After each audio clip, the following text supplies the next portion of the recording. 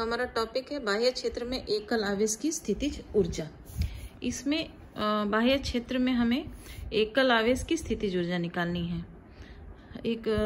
हमने एक Q point पे एक चार्ज कंसीडर किया है प्लस क्यू, और एक दूसरा परीक्षण आवेश प्लस क्यू जीरो।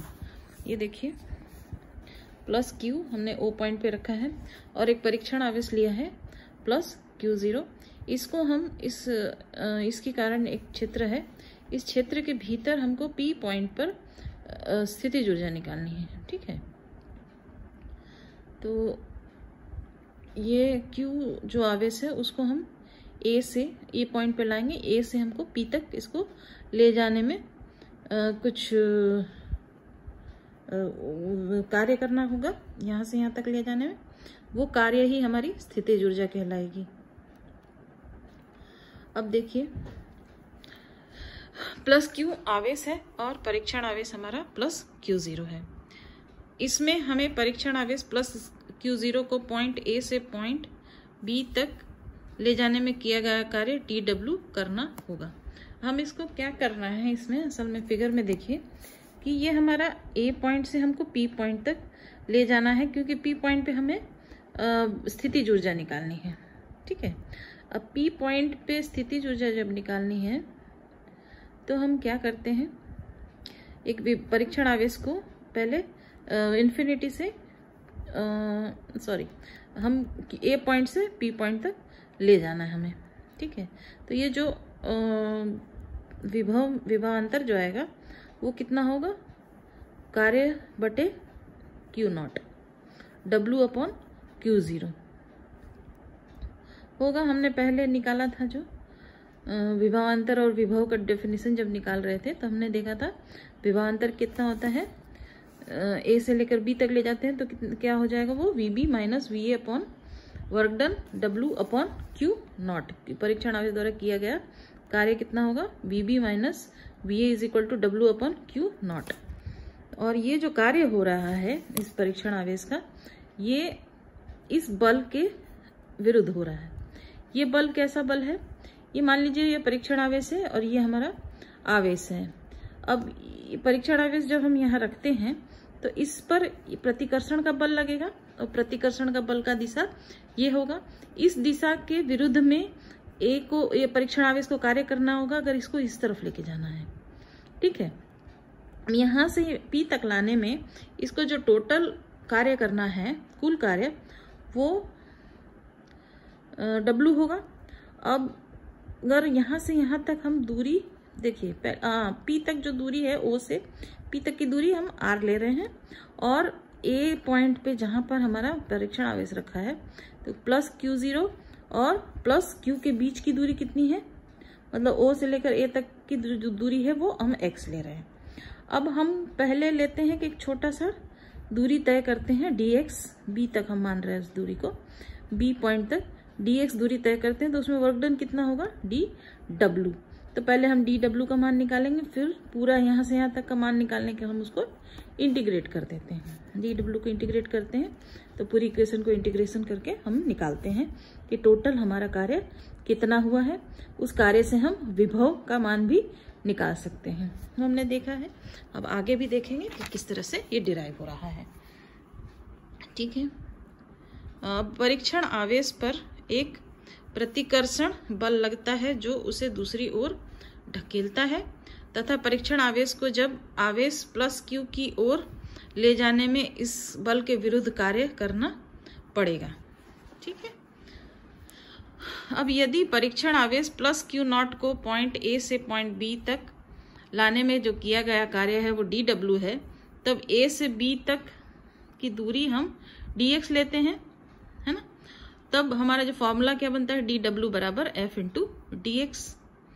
ये हम पीछे के जो टॉपिक्स हमने देखे हैं उसमें से आपको ये फॉर्मूला समझ आ जाएगा कि ये वो किससे आ रहा है। Work done is equal to कितना होता है, कार्य बराबर कितना होता है, बल गुणा विस्थापन।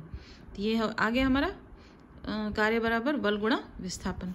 अब ये देखिए, ये हम फैक्टर्स हटाते हैं तो हमारा फॉर्मूला बन जाता है F D x cos theta. Cos theta क्या है, एफ और डी एक्स के बीच का एंगुलर डिफरेंस, उसको हम कॉस थीटा से निकालते हैं। तो थीटा कितना आ रहा है इसमें, ऑफ एफ और dx का डायरेक्शन दोनों एकदम ऑपोजिट है, इसका मतलब दोनों के बीच का एंगल कितना है, थीटा का मान हमारा 180 डिग्री है, और कॉस 180 का मान कितना होता है, -1। तो हम -1 का वैल्यू इस फॉर्मूला में रखते हैं, तो हमको क्या मिलता है, dw बराबर -f.dx। ठीक है। अब हमको जब कुल कार्य निकालना है ए से लेकर पी तक ले जाने में, तो हमारा कितना हो जाएगा, इसको इंटीग्रेट कर देंगे। अब हम ये जो समाकलन है ये हमारा इस तरह से हो जाएगा, इसको जब इंटीग्रेट करेंगे ए से लेकर पी तक हमको ले जाने में कितना हो रहा है, -f इंटीग्रेशन ए से लेकर पी f इंटू dx, और ये इंटीग्रेशन dw, ये इसको हमने इक्वेशन नंबर 2 कहा है।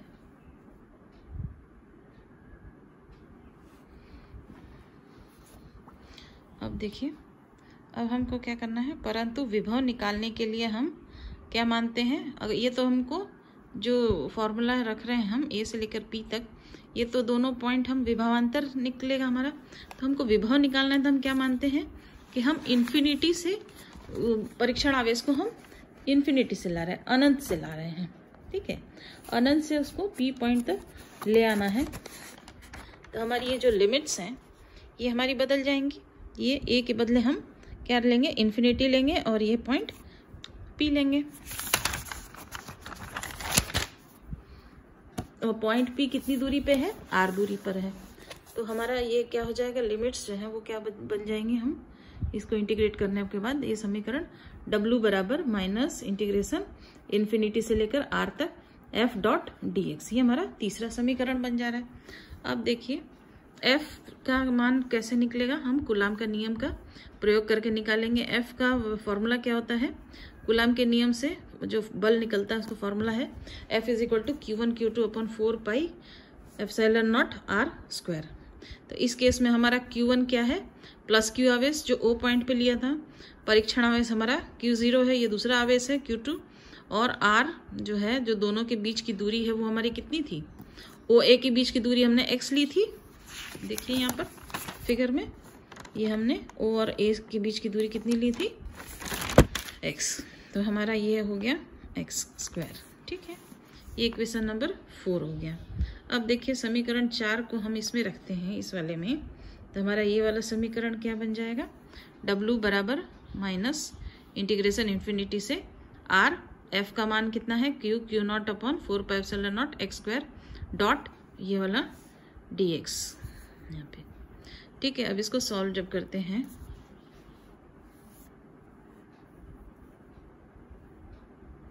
तो w बराबर कितना हो जाएगा, माइनस Q0 अपॉन 4 πε0 इंटीग्रेशन इसकी है इन्फिनिटी से r तक 1/x² dx, और 1/x² dx हमने पहले सॉल्व करके बताया है कि ये कैसे सॉल्व होगा। तो इसका जब हम सॉल्व करते हैं तो हमको आंसर आता है -1/x, तो ये माइनस और माइनस प्लस हो जाएगा, तो यहाँ पे हमको क्या मिलेगा, ये और ये 1/x ये तो रह जाएगा ब्रैकेट में, इसकी लिमिट्स होंगी इन्फिनिटी से r।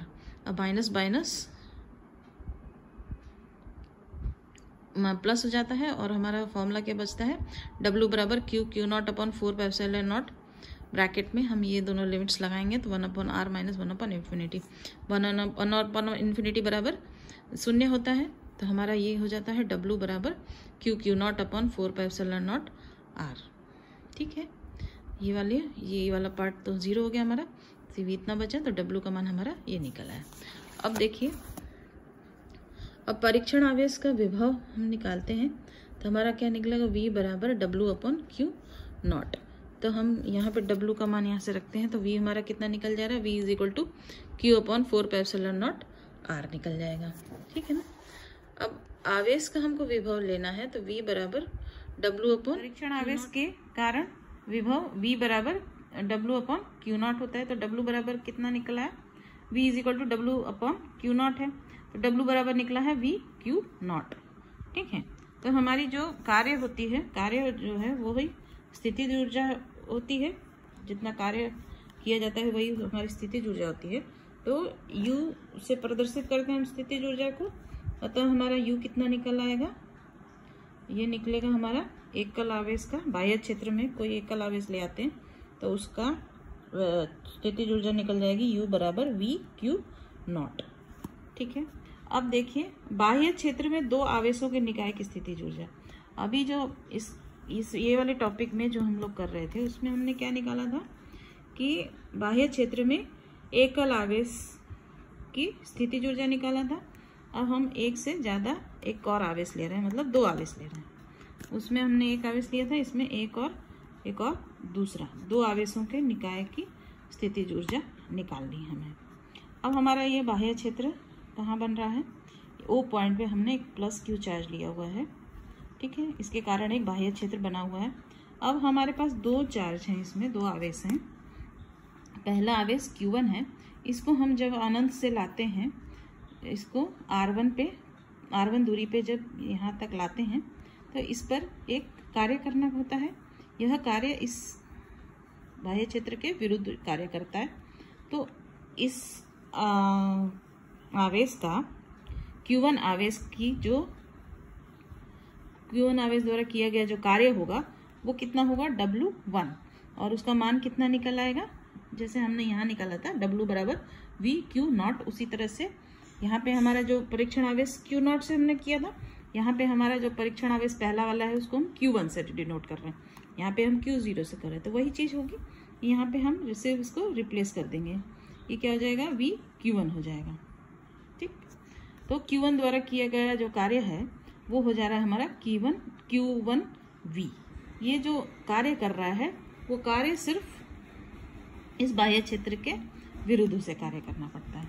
अब जब हम दूसरा आवेश लाते हैं तो ये दूसरा आवेश जब इस क्षेत्र में लाते हैं तो हम देखते हैं कि इस सेकेंड वाले Q2 को इस बाह्य क्षेत्र के विरुद्ध तो कार्य करना पड़ता ही है, उसके अलावा इस Q1 के कारण जो बाह्य क्षेत्र बनता है उसके विरुद्ध भी कार्य करना पड़ता है। तो Q2 को यहाँ तक लाने में, R2 तक लाने में, मतलब ओरिजिन से इस पॉइंट तक लाने में जो R2 दूरी पर है, ओरिजिन से R2 दूरी पे यहाँ तक Q2 को जब लाते हैं तो इसको जो कार्य करना पड़ता है वो दो भागों में बांटा जाएगा, एक इस बाह्य क्षेत्र के विरुद्ध और एक Q1 के द्वारा जो बाह्य क्षेत्र बनता है इसके विरुद्ध। तो हम क्या कर रहे हैं, Q2 द्वारा जो किया गया कार्य है उसको दो भाग में बांट दिए, एक है बाह्य क्षेत्र के विरुद्ध कार्य, दूसरा है Q1 के कारण क्षेत्र के विरुद्ध कार्य।